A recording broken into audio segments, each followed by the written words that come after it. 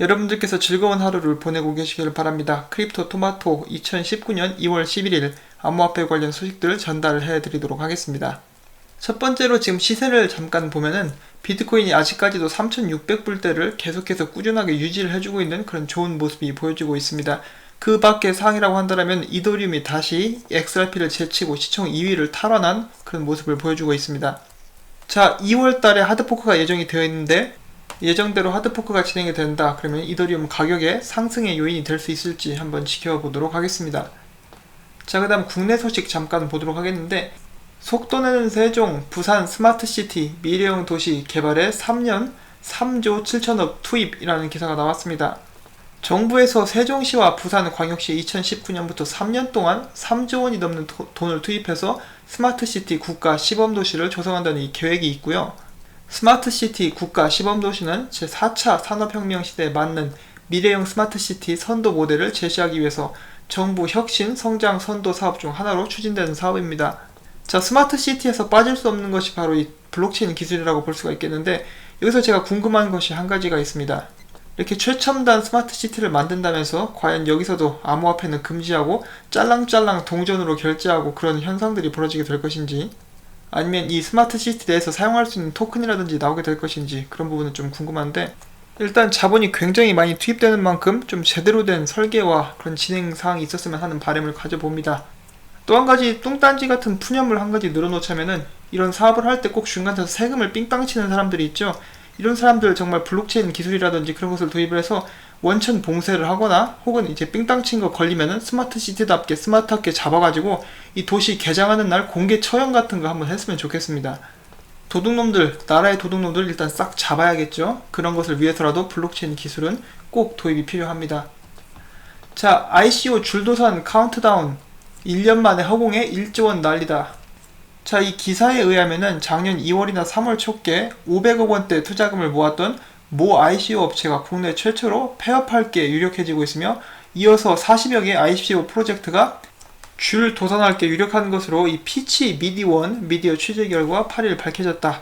자, 이 피치원 미디어라는 것을 제가 잘 모르겠지만은 이건 어느 정도 설득력이 있는 부분이죠. 지금 현재 ICO 시장이 굉장히 안 좋기 때문에 지금 투자한 개인 투자자들의 피해가 속출할 것이다 라고 이렇게 나오고 있습니다.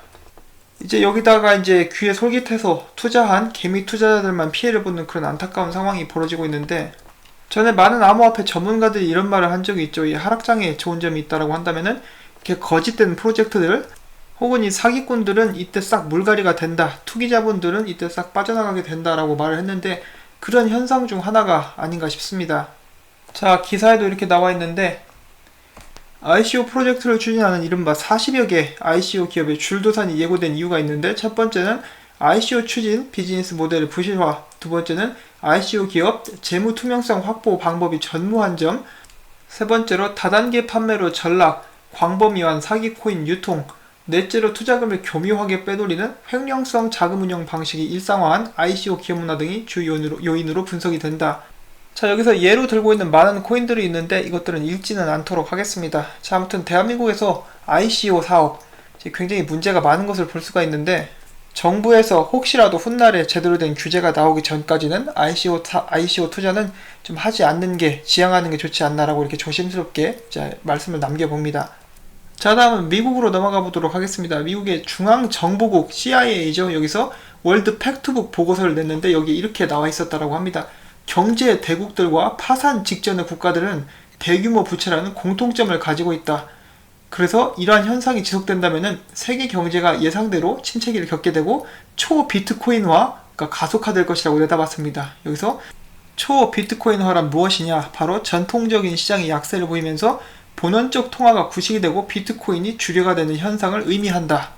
자, 저 단어 자체는 좀 이제 중2병 걸린 사람들이 만들어낸 것 같은데, 자, 그렇지만 이 보고서 이제 굉장히 설득력이 있죠. 지금 현재 이런 초비트코인화 일어나고 있는 나라들이 많이 있습니다. 남미 쪽도 그렇고요. 인도 같은 경우도 비트코인 거래량이 계속해서 늘고 있다라고 합니다.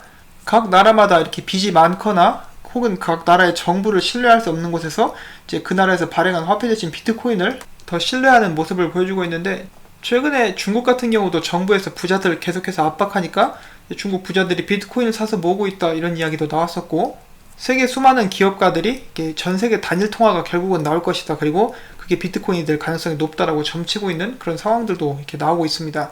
이러한 부분들은 저희가 찾아보지 않으면 절대로 알 수 없는 그런 움직임이기 때문에 저희들이 항상 눈과 귀를 열고 이 시대의 흐름이 어느 쪽으로 가는지 예의주시해야 될 것 같습니다. 이런 내용들을 9시 뉴스라든지 그런 데서 좀 다뤄주면 좋을 텐데 지금 국민들은 거의 모르죠. 비트코인 하면은 그냥 사기, 다단계, 쓰레기 이 정도로 인식을 하고 있기 때문에 이 CIA 보고서에도 등장하는 비트코인화를 이제 사기다 혹은 환상일 뿐이다 라고 이렇게 치부를 하고 있죠. 지금 이 암호화폐 관련해서 전 세계에서 어떤 일들이 일어나고 있는지 혹은 이 옆나라 일본만 해도 이제 굉장히 많은 것들이 변화하고 있고 이제 공개적으로 추진을 하고 있습니다. 그래서 이런 부분은 좀 안타까운 그런 현실이라고 보고 있는데 대한민국은 아직 때가 아닌 것 같습니다. 언젠가 시간이 돼서 사람들이 이것에 대해서 제대로 된 정보라든지 사실을 알 수 있게 되는 날이 왔으면 좋겠습니다. 자, 다음 제가 어제도 약간 언급을 했었던 그분이시죠. SEC에서 친암호화폐적인 그런 성향을 가지고 계신 헤스터 피어스, 비트코인의 어머니라고 불리는 그런 헤스터 피어스입니다. 비트코인이 10살인데 그 10살짜리 아이를 아주 잘 키우려고 노력을 하고 계시죠. 이분께서 이야기하시기를 지금 현재 암호화폐 산업 정부의 규제 마련이 지연될수록 업계의 자유도는 더 높아질 것이다. 암호화폐 관련된 명확한 법적 프레임을 제공하기 앞서서 현재의 규제 모호성이 꼭 나쁜 것만은 아니다. SEC는 현행법을 훼손시키지 않는 동시에 암호화폐 및 블록체인 산업이 올바른 방향으로 나아갈 수 있도록 적절하게 대처해야 된다라고 강조를 했습니다. SEC가 적절한 조치를 취한다면 투자자 보호는 물론 공정하고 질서 있으며 효율적인 시장 보장을 위한 현행 증권법을 망치지 않고 새로운 혁신을 이끌어낼 수 있을 것이다. 근데 좀 하려면 좀 빨리 좀 해주세요, 어머니. 이 비트코인도 다 컸어. 이제 어머니도 아들을 놔줘야 될 때가 됐습니다. 보내주세요, 어머니. 비트코인도 이제 겉보기와는 달리 속이 깊은 아이예요. 그러니까 이제 밖에 나가서 제대로 성장할 수 있도록 SEC는 비트코인을 좀 놔주기를 바랍니다. 자, 그 다음에 터키 거래소에서 BTT 마켓을 오픈했다라고 저스틴 선이 당당하게 즐겁게 이렇게 게시를 했습니다. 자, 그 다음 비트코인 다음 목표가 5,000달러다. 이것을 이야기한 사람은 이제 암호화폐 전문가 미토시 카쿠라고 합니다. 지금 현재 비트코인이 안정적으로 3,600불대를 지지를 하고 있으니까 앞으로 10일 동안 5,000불까지 갈 수 있다라는 그런 의견이 나왔습니다. 약간 설레벌이 아닌가 하고 이렇게 살짝 걱정이 되는데 이 양반들 이런 거 틀릴 때마다 죄송합니다라고 이렇게 크게 써서 이렇게 게시판에 올렸으면 좋겠습니다. 자, 설레발은 여기서 멈추지 않습니다. 암호화폐계의 개척자 그리고 2013년도에 비트코인을 간단하게 설명한 책을 낸 마크 제프리라는 사람이 있는데 이 사람 같은 경우는 이제 비트코인이 결국은 25만 달러까지 갈 것이다. 굉장히 김칫국을 사발로 들이키고 있는 그런 모습을 보여주고 있는데 이것을 또 팀 드레이퍼 역시 지지를 한다라고 밝혔다라고 합니다. 자, 팀 드레이퍼 같은 경우는 이제 저희가 계속해서 이름을 이야기하기 때문에 마치 동네 PC방 사장님 정도밖에 안 되는 것 같지만 사실상 이 사람은 기술 관련된 테크 그쪽의 투자자로서는 이제 전설적인 인물이라고 합니다. 그렇지만 이 두 사람 모두 다 이 정도 가격이 언제쯤 오게 될지는 이제 추측할 수 없다라고 합니다. 언젠가 혹은 몇 년 안에 갈 수도 있다라고 이야기를 했는데 이제 이러한 가격이 오게 될 수 있는 시나리오가 한 가지가 있는데 미국 달러를 비롯해서 각 나라의 화폐들의 가치가 쫙 떨어질 때 그 많은 돈들이 다른 많은 돈들이 비트코인으로 몰릴 수 있다라는 예측은 나와 있다고 합니다. 어느 정도 설득력이 있는 그런 시나리오라고 볼 수가 있겠죠. 지금 계속 흐름대로 간다라면은 빚이 많아지고 있는 나라들이 많기 때문에 언젠가 이게 폭발하게 될 것입니다. 부채 폭발하게 됐을 때 어떤 현상이 오게 될지 저희들은 잘 모르겠죠. 예상만 할 수 있을 뿐입니다. 자, 그리고 팀 드레이퍼 같은 경우는 지금 암호화폐 시장이 아직 어리기 때문에 이르기 때문에 언제든 지금 진입하기 좋은 기회다, 좋은 가격이다라고 이렇게 사람들에게 이야기를 한다라고 합니다. 자, 비트코인 라이트닝 네트워크 노드 수가 6,000개 이상 그리고 성장세가 가파르게 지속되고 있다. 정말 좋은 현상이라고 볼 수가 있습니다. 이제 라이트닝 네트워크가 활성화가 되게 된다. 그리고 업그레이드가 끝난다. 그러면은 비트코인 이제 확장성도 늘어나게 되고 속도, 수수료 면에서 모든 것이 발전할 것이기 때문에 이제 좋은 그런 소식이라고 볼 수가 있겠죠. 자, 그 다음에 비트코인 1년 만에 하루 거래량 증가, 기술 성장 신호가 보인다. 그러니까 비트코인에 관한 계속 낙관적인 그런 기사들이 나오고 있는데 이제 좀 살짝 불안하죠. 아무튼 좋은 소식이니까 한번 읽어보도록 하겠습니다. 비트코인 일간 거래량이 작년 1월 수준으로 늘었다. 일간 거래량 증가를 암호화폐 생태계 성장과 근본적인 기술 발전으로 보고 있는 견해도 있다. 비트코인 개인키 보안 시스템 타사의 최고 기술 책임자 CTO는 이렇게 이야기를 했습니다. 작년 비트코인 시스템이 개선되고 성장되었다. 그리고 노드 업그레이드 효과도 나타나고 있으며 계속해서 보시면은 수수료 책정 알고리즘 개선, 세그윗, 거래 배칭 도입 등으로 블록 공간 효율이 높아졌으며 리소스 경쟁도 줄었다. 여기서 세그윗은 처리와 대기시간, 수수료를 줄이기 위해 고안된 외부 서명 처리 기술입니다. 자, 아무튼 이런 식으로 성장이 눈에 띄게 보이고 있다. 그리고 또한 모건 크릭의 유명한 공동 창립자죠. 앤서니 팜플리아는 이렇게 이야기를 했습니다. 비트코인 기술 요인 7가지를 설명하면서 거래당 비용, 거래수, 비트코인 지갑수, 일간 검증 거래량 증가를 통해서 비트코인 네트워크 성장을 확인할 수 있다 라고 이렇게 이야기를 한 바가 있습니다.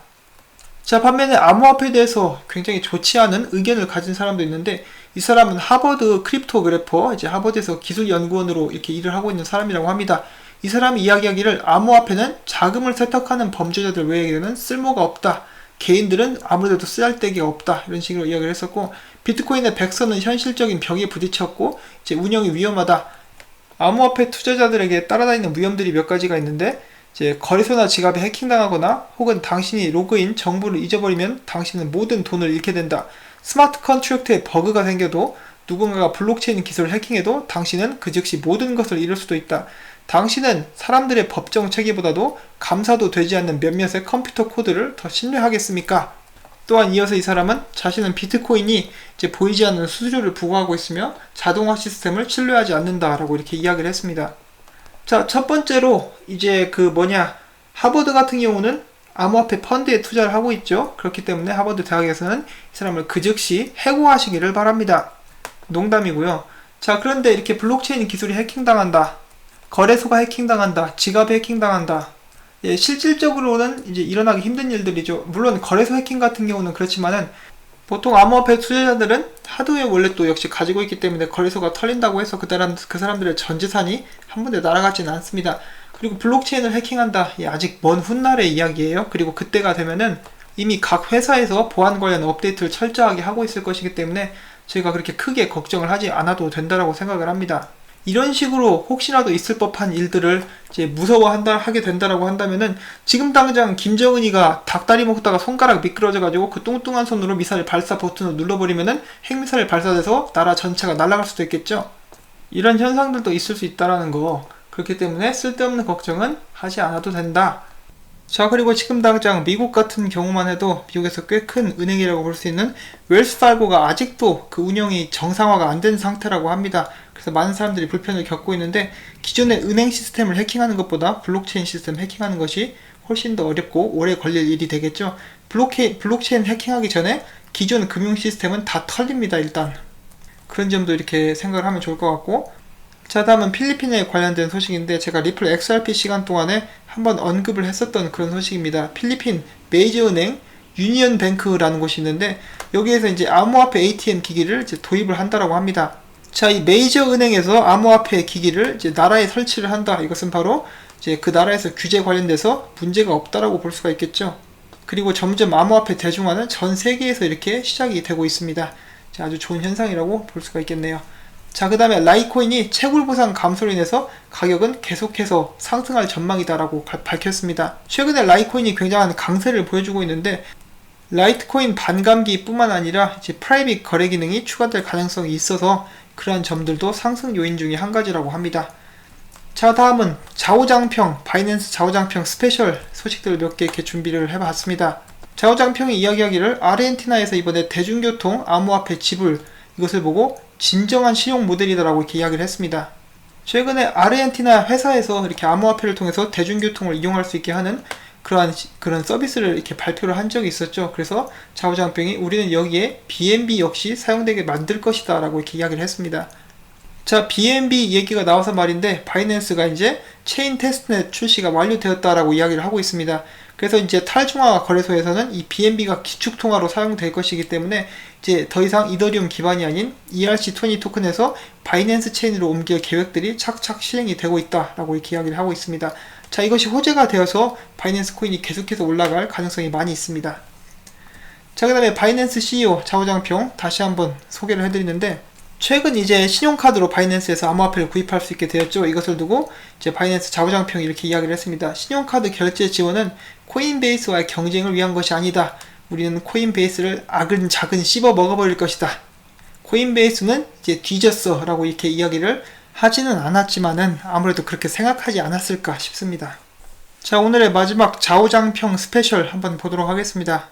좌우장평이 이 에릭 부히스 쉐입시프트의 CEO입니다. 같이 이야기를 하고 있는데, 먼저 에릭이 이제 바이낸스가 성장하는 것을 보고 있으니 기분이 좋다. 그러자 CG가 나는 2013년 12월에 당신을 영국에서 만났고 당신을 통해서 나는 암호화폐에 관련된 사업을 시작할 영감을 받았습니다 라고 이야기를 합니다. 그러자 이제 중간에 이 123이라는 닉을 쓰는 사람이 나타나서 아, 진짜 당신은 행운을 타고났어요. 나 같은 경우만 해도 당신처럼 이렇게 암호화폐 시장에 빨리 뛰어들 수 있는 기회가 있었으면 참 좋았을 건데. 그러니까 CG가 이렇게 답을 합니다. 2013년도에 나도 정말 똑같은 생각을 한번 했었는데 나는 2013년도에 나는 암호화폐 시장에 뛰어들기는 아직 너무 늦게 온 것 같아. 어떻게 하지? 나도 다른 사람들처럼 좀 더 일찍 이 비트코인 관련된 사업을 시작했으면 좋았을 텐데. 나도 똑같은 이야기를 했고, 내가 당신에게 해주고 싶은 말은 비트코인은 아직 시작도 안 했다라는 거. 비트코인 암호화폐 시장은 아직도 더욱더 발전할 가능성이 많다. 이런 식으로 답을 했습니다. 그 다음에 이제 CG가 마지막으로 이런 대화가 2019년에 있었다라는 것을 기억하기 위해서 나는 이 트윗을 간직할 것이다 라고 이렇게 말을 합니다. 자, 미래 이제 3년이나 5년 후에 암호화폐 시장이 정말 붐을 일으키게 된다면 아마 CG가 다시 나와서 이 트윗을 사람들에게 공유를 할 그런 가능성이 충분히 있다라고 볼 수가 있겠죠. 그래서 이제 암호화폐계에서 1등 바이낸스죠. 지금 짱 먹고 있는 이 사람도 비트코인 암호화폐 시장은 아직도 제대로 시작하지 않았다라고 이렇게 이야기를 하고 있습니다. 자, 그런데 많은 사람들은 암호화폐 시장 끝났다라고 벌써부터 이야기를 하고 있죠. 자, 과연 어떻게 될지 시간이 저희들에게 답을 주게 될 것입니다. 마지막으로 브라질에서 있었던 일인데, 브라질 법원이 은행과 거래소 싸움에서 거래소 손을 들어줬습니다. 브라질 정부가 암호화폐 거래에 대해서 잠재적인 리스크가 있다고 경고하고 있는 것은 사실이나 중앙은행이 암호화폐 거래를 금지한 바는 없다. 따라서 은행이 고객의 계좌 서비스를 중단할 때는 합리적인 이유가 필요하다라고 이렇게 지적을 했습니다. 자, 지금 현재 많은 은행들이 암호화폐에 대해서 위협을 느끼는 그런 모습들을 볼 수가 있고, 혹은 정부들이 아직까지 조심스러운 모습들을 보여주고 있는 것도 사실입니다. 암호화폐에 투자하는데 리스크가 없느냐? 절대로 아니죠. 큰 리스크를 가지고 있습니다. 자, 그렇지만 반대로 생각을 해봤을 때 정말 암호화폐가 가치가 없다라고 한다면 왜 각 정부나 은행들은 암호화폐를 두려워하는 것일까? 저는 암호화폐에 다시 오지 않을 기회가 숨어 있다라고 한번 생각을 해보고 싶습니다. 오늘도 이렇게 암호화폐 시장에 관심이 있으신 분들을 위해서 도움이 될 만한 소식들을 모아서 전달을 해드렸습니다. 이러한 소식들이 여러분들께서 시야를 넓히고 미래를 준비하는 데 도움이 됐으면 하는 바람을 가지고 영상을 제작하고 있습니다. 제가 전달해드린 정보들이 도움이 되셨다면 꼭 구독과 좋아요, 그리고 제가 계속해서 열심히 일을 하고 채널을 유지할 수 있도록 광고 시청을 처음부터 끝까지 꼭 부탁을 드리고 싶습니다. 저도 이렇게 도와주시는 여러분들이 계셔서 이렇게 힘을 받고 계속해서 일을 할 수가 있으니까요. 다시 한번 여러분들께도 감사의 말씀을 전하고 싶습니다. 저는 그러면 다음에 새로운 소식 가지고 찾아뵙도록 하겠습니다. 안녕히 계십시오.